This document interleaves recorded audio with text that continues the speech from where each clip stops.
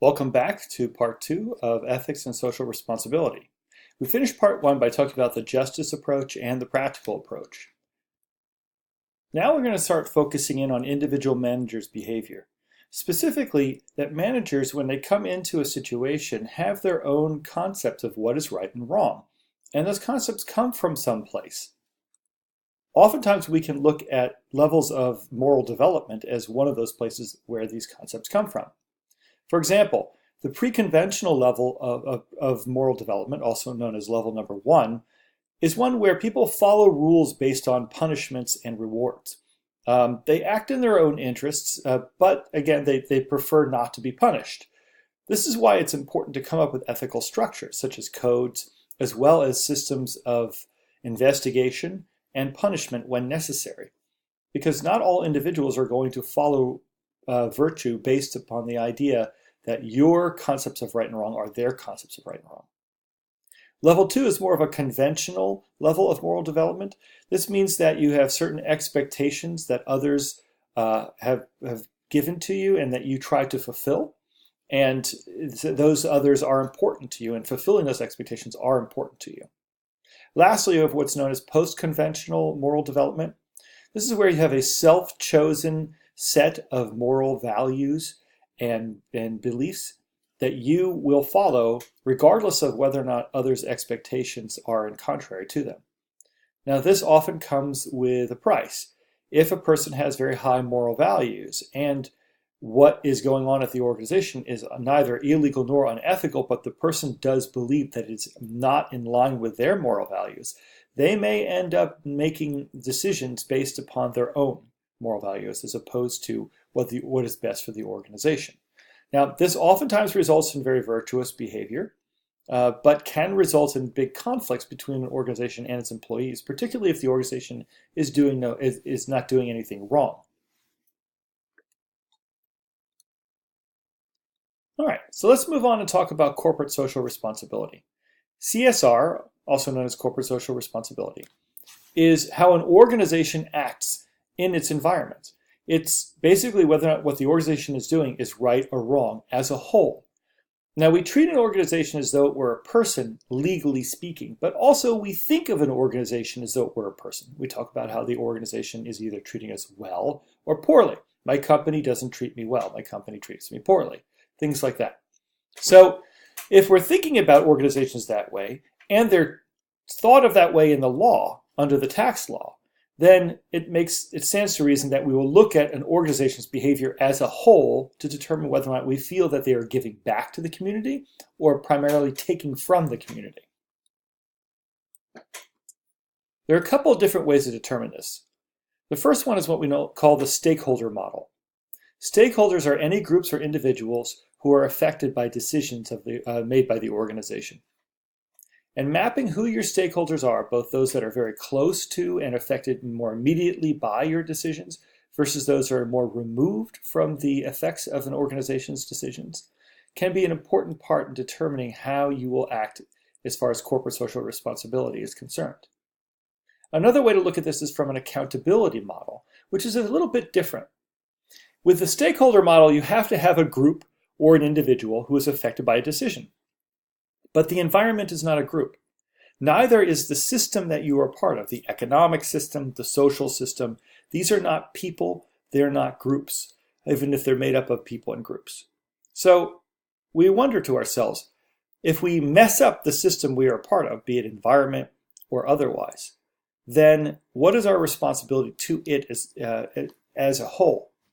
One example, again, of this is the environment itself. If you befoul water and air, you have to breathe that water and the air as well. So that's not good for you, and it's not good for the people who are subject to that water and air. On the other hand, during the financial crisis 10 years ago, it became very, very clear that the very financial institutions that rely on our financial system actually basically did behaviors that tore it apart. So if you are busy messing up your own pond that you're swimming in, then what good are you to that pond? So an example of this is the fact that many banks took on enormous amounts of debt and leveraged themselves to great degrees in order to try to cash in on these mortgage-backed securities, these bonds that were issued based upon groups of mortgages that were put together into investment vehicles. So as a result, when housing prices started going down and those mortgages no longer could cover the debt, the bonds that were issued against them, the banks themselves found themselves in a position where they had to stop lending money because they were afraid they would run out of cash and not be able to pay their own debts. So as a result of them not lending money, and all of them stopped lending money at the same time, our entire financial system literally ground to a halt. So the banks themselves engaged in practices that destroyed the banking system, or very nearly destroyed it anyway. Without government intervention, it certainly would have been badly damaged, if not destroyed. So you have to ask yourself, what is your responsibility to the systems that you are a part of? That's the accountability model. All right, some examples of stakeholders. This is from the Gap, the clothing company's own website. So what you can do is you can see that the Gap has customers, of course, as one set of stakeholders, as well as regulatory authorities, stockholders, employees, suppliers, governments, special interest groups, partners, human rights organizations, trade unions, creditors, non-governmental organizations, and communities. All of those seen as stakeholders to varying degrees, all of which might be more or less affected by decisions based upon their proximity to the organization. Now, being responsible as a corporation doesn't have to mean that you are not making money. Unfortunately, those two things oftentimes are seen in conflict. If you are being a good corporate citizen, then you are losing out as far as economic gains are concerned because of the cost of it. That is not necessarily the truth. However, there has to be some sustainability in your decision making. You have to be able to sustain your business. So sustainability we talk about from two different points of view. We talk about it from the point of view of profits, but we also talk about it from the point of view of simply being able to live in the communities that we live in.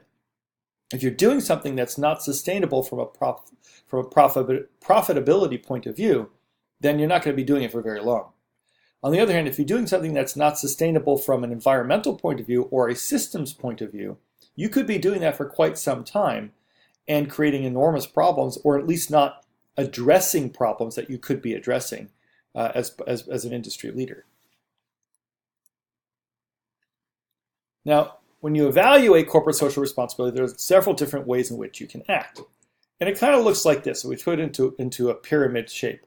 First of all, you have an economic responsibility. You have a responsibility as an organization to remain an organization, to remain a going concern. Your owners expect that. Your customers expect that. In other words, if you go out of business, you're doing nobody any good. So there is an economic responsibility here. There's also a legal responsibility to follow the law. Unfortunately, just because you're doing something unethical doesn't mean you're doing something illegal. And that's where we get into ethical responsibility. That is to act in a way that is positive towards the people who are affected by your decisions and the systems that you are a part of.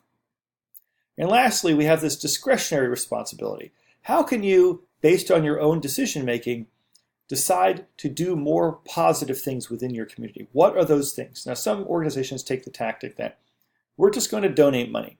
We're going to create a fund and find things to fund from that fund.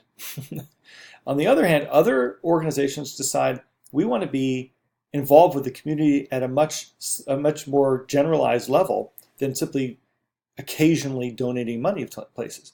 So a great example of that was Merck, a pharmaceutical organization, very, very big in New Jersey, went to put a large building in a particular area of southern New Jersey where there was a lot of horse farms and rolling hills. And the people who lived there were very upset about this. Now, it was Merck's right. They had bought the land right next to the highway. It was their right to put this tall office building there. But they went to the community. The community said, hey, you know what? It would be great if this building wasn't so tall, because we don't want to have to see this building when we're tending to our horses. When we go to our houses, we don't want this thing to dominate the skyline. We understand it will as you get closer to it, but why does it have to dominate the skyline across the entire community? So they listened to people's concerns and decided to sink the building 5 floors into the ground. So it was 5 floors shorter, but they got the same size building. This was at enormous expense. Companies don't have to do this, but the fact that Merck took this into consideration and decided to go that route is a good example of at least during the 1990s, where their thinking was in regards to corporate social responsibility. Couple last things. When an organization takes on corporate social responsibility, it has a few strategic ways in which it can do it. For example, an organization might decide that it wants nothing to do with corporate social responsibility beyond the economic responsibility, that it will only be responsible in an economic way. Legally speaking, it may even do wrongdoing if it feels that the law should not be there or should not apply to them. This is what's known as an obstructionist stance when it comes to applying corporate social responsibility. Companies that don't run afoul of the law and don't look to run afoul of the law, but also don't look for ways to increase their corporate social responsibility beyond their economic responsibility, kind of just maintain their economic responsibility and stay well within the law, are generally seen as taking a defensive stance. They might actually go after individuals who go after them in the press. So they might fight back and go after individuals if people say that they're not doing enough. An accommodative stance is when a company is willing to listen to the pleas of stakeholders or by individuals who are talking on behalf of an accountability model and possibly make changes, but only if they're approached. And lastly, we have a proactive stance where companies go out of their way to show that they are very good corporate citizens,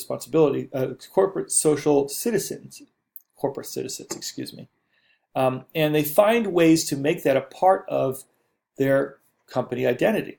A great example of this is Starbucks, who's gone out of its way to reshape how coffee is grown in the world so that small farmers can benefit more.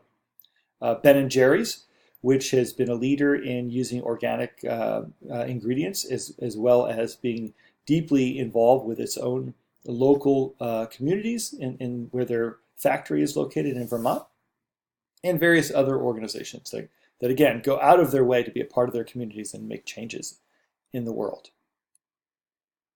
So how do you build an ethical organization? It starts with leadership. It has to start at the top. You start at the bottom and very little gets done because people will say, that's really wonderful, but that's not how my leaders are acting or how they expect me to act. Therefore, I'm not going to get promoted or, for that matter, get the bonuses I need if I'm not acting according to what's expected of me. So when you start at the top, you might want to start with a code of ethics. Come up with some set of behaviors that people absolutely have to follow, both towards others outside of the organization and towards themselves, towards each other. You might want to set up ethics committees to review decisions and deal with infractions that might occur. You might come up with a chief ethics officer who can go around training individuals and providing clarity on what the company's stance is regarding ethical decisions. Creating ethical hotlines can help to avoid problems, particularly when people don't want to be seen as snitching.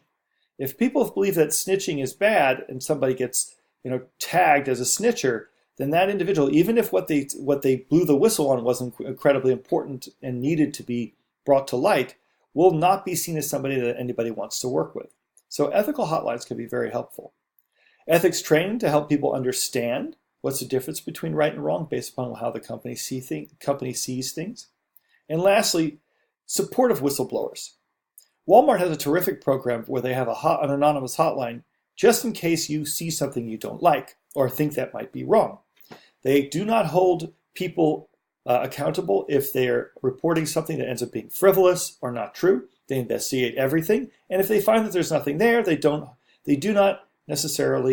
go after individuals and stamp them as somebody who's been accused and therefore hurt their reputation. Everything is done quietly.